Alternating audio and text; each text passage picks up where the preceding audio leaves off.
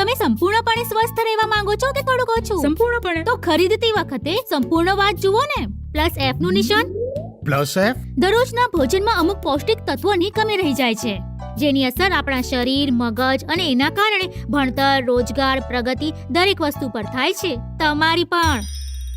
આટલું ખાઉં છું તો પણ કમી. સંપૂર્ણ પોષણની એટલે લોટ, ચોખા, મીઠું, તેલ અને દૂધ ખરીદતી વખતે પ્રોડક્ટ પર +F ના નિશાન પર નજર રાખો.